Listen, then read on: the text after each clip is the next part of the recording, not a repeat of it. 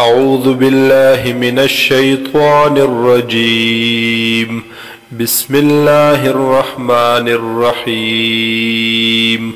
يا أيها الذين آمنوا اتقوا الله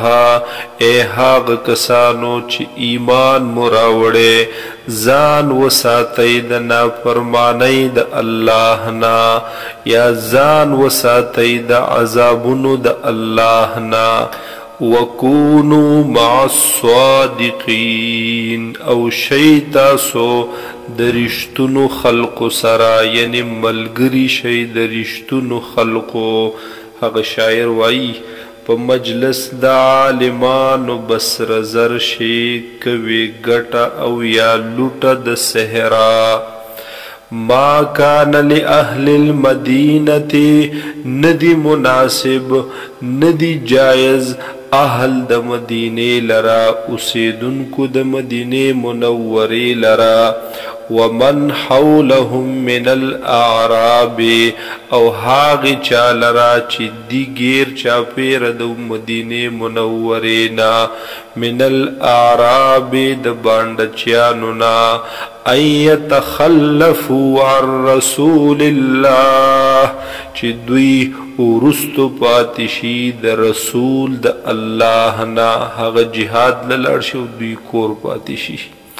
ولا يرغبوا بانفسهم عن نفسه او دوی د نغور کوي خپل زانونو لرا د زان د نبی کریم صلی الله علیه وسلم نا. ذالک بانهم داد دی وجه چ بیشک دوی لا یصیبهم ظمأ نور رسیگی دوی تستندا ولا نصب او نسستڑی ولا مخمصة او نسلوگا فی سبیل اللہ پلارد اللہ کی. ولا يطؤون موطئا او دوی نپای مال کوي یو زی لرا یعنی قدم نگدی پا یو علاقہ پا یو زی یغیز الکفار چی غسکوی کافران لرا. ولا ينالون من عدو نیلا او دوی تنور رسیگی د دشمن ناس سیز سمصیبت تکلیف الا کتب لهم به عمل صالح مگر کلچ هم داسی وشی یعنی تندا ستڑی لوگا حغورت ورسیگی سمصیبت و تد کافر نورسیگی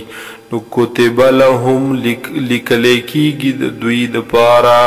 بیهی پا سبب د حغی سرا عمل صالح عمل نیک اغا ثواب د نیک عمل. ان اللہ لا یضیع اجر المحسنین بیشک اللہ تعالی نزائے کوي اغا بدل د نیکو کارو خلقو د نیکانو خلقو. ولا ينفقون نفقة او دوی نخرج کوي سخرج لرا صغیرة ولا کبیرة کلگوی او کډیروی. ولا يقطعون واديا او دوی نقطع کوي نسر کوي واديا یو وادی لرا یا یو میدان لرا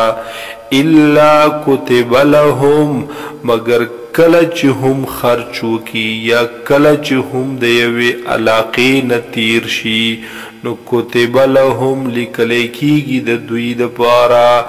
حق اجر د دوی. لیجزیهم اللہ د پارا د دی چی بدلور کی اللہ تعالی دوی لرا احسن ما کانو یعملون دیر خیستا دہا غسنا چکم دوی بکول. وما کان المؤمنون او ندی مناسب د مومنانو د پارا لینفرو کافہ چی دوی وزی ټول پټولا د سیل میں جہاد لا یا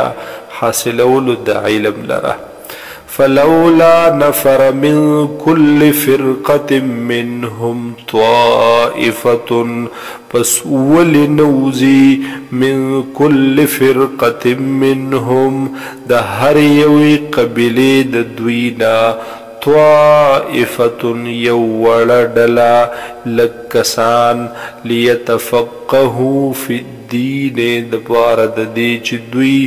کامل پوهه حاصله کی په دین کې